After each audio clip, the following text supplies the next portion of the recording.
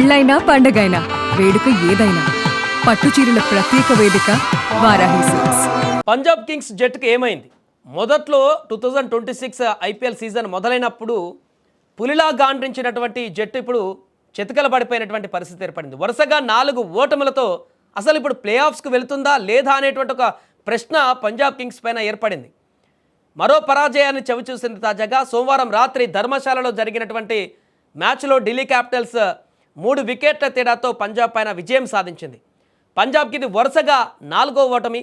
Play offs సమీపించినటువంటి ప్రస్తుత పరిస్థితులలో ఆ జట్టు వరుసగా 4 మ్యాచ్లలో ఓడిపోవడం అంటే మామూలు విషయం కాదు. ఇది ఈ ఓటమి దెబ్బకు పాయింట్ల పట్టికలో 4వ స్థానానికి దిగజారింది. ఈ సీజన్లో సగం కంప్లీట్ అయ్యేసరికి టేబుల్లో టాపర్గా నిలిచినటువంటి పంజాబ్, అసలు పంజాబ్కి ఎదురు లేదనేటువంటి విధంగా ప్రదర్శన కొనసాగించినటువంటి పంజాబ్ ఆ తర్వాత సెకండ్ హాఫ్లో వరుసగా విఫలమవుతూ ఇప్పుడు ప్లే ఆఫ్స్కు వెళ్ళడమే కష్టతరంగా మారినటువంటి పరిస్థితికి ఏర్పడింది. ఇక ఈ మ్యాచ్లో టాస్ గెలిచినటువంటి ఢిల్లీ నిన్న మొదట బౌలింగ్ ఎంచుకుంది. బ్యాటింగ్కి దిగినటువంటి పంజాబ్ నిర్ణీత 20 ఓవర్లలో 5 వికెట్ల నష్టానికి 210 పరుగులు చేసింది. ప్రియాంష్ ఆర్య ఓపెనర్ బ్యాట్స్మెన్ 6 సిక్సర్లు 2 ఫోర్లతో 56 పరుగులు చేశాడు. శ్రేయస్ అయ్యర్ 36 బంతుల్లో 3 సిక్సర్లు 5 ఫోర్లతో 59 పరుగులు చేసి నాటౌట్గా ఉన్నాడు. అర్ధ సెంచరీలతో వీరిద్దరు రాణించారు. ప్రబ్మన్ సింగ్ 13 పరుగులు చేసి మరొకసారి నిరాశపరిచారు.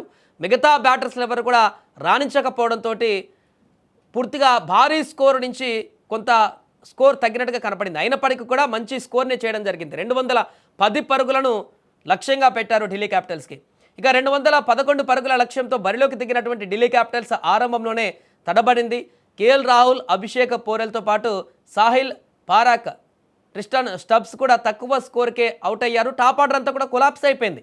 దీంతో ఈజీగా పంజాబ్ గెలుస్తుంది అనుకున్నటువంటి సందర్భంలో మిడిల్ ఆర్డర్లో అక్షర్ పటేల్ క్లిష్ట పరిస్థితుల్లో 30 బంతుల్లో 56 పరుగులతో జట్టును ఆదుకున్నాడు. కెప్టెన్స్ ఇన్నింగ్స్ ఆడాడు. అనంతరం డేవిడ్ మిల్లర్ కూడా 28 బంతుల్లోనే 51 పరుగులు చేసి 4 సిక్సర్లతో మ్యాచ్ను మొత్తం కూడా ఒకసారిగా మలుపు తిప్పాడు. మిల్లర్ తర్వాత అశుతోష్ శర్మ 10 బంతుల్లో 24 పరుగులు, మాధవ్ తివారీ 8 బంతుల్లో 18 పరుగులు, అఖిల్ 2 బంతుల్లో 10 పరుగులు చేసి ఢిల్లీకి చివరి ఓవర్లో విజయాన్ని అందించారు. ఈ ఓటమితో పంజాబ్ కింగ్స్ ప్లే ఆఫ్స్ ప్రయాణం ఆందోళనకరంగా మారింది. ఇప్పుడు సీజన్ ఆరంభంలో అద్భుతమైనటువంటి ప్రదర్శనతో తిరుగులేని శక్తిగా కనిపించినటువంటి ఈ జట్టు ఇప్పుడు వరుస ఓటములతో సతమతమవుతుంది. తొలి 7 మ్యాచ్ల్లో 13 పాయింట్లు సాధించి పటిష్టంగా నిలిచినటువంటి పంజాబ్ చూడండి, మొదటి హాఫ్లో సగం మ్యాచ్లకి 13 పాయింట్లతో ఉంది. ఇప్పుడు క్లైమాక్స్కి వచ్చేసింది. 11 మ్యాచ్లు అయిపోయి అయినా 13 పాయింట్ల దగ్గర ఉంది.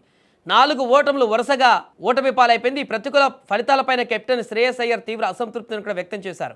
గెలవడానికి 210 పరుగులు సరిపోతాయని, ఇంత భారీ స్కోర్ను కూడా కాపాడుకోలేకపోవడం నిరాశకు గురిచేసిందని అన్నాడు. ఇంకో 30 పరుగులు ఎక్కువగా చేసి ఉండవచ్చని కూడా పేర్కొన్నాడు. ఇక యుజ్వేంద్ర చాహల్ జట్టులో ఉన్న అతనికి ఒక్క ఓవర్ కూడా బౌలింగ్ చేయించలేదు. దీనిపైన కూడా ఇప్పుడు విమర్శలు వ్యక్తమవుతున్నాయి. ఈ నిర్ణయం పైన కెప్టెన్ అయ్యర్ స్పందించాడు.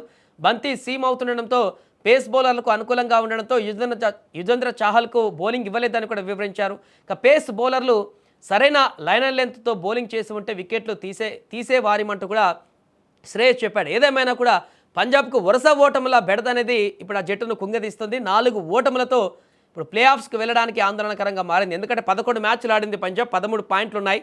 మిగిలిన 3 మ్యాచ్లు ఉన్నాయి.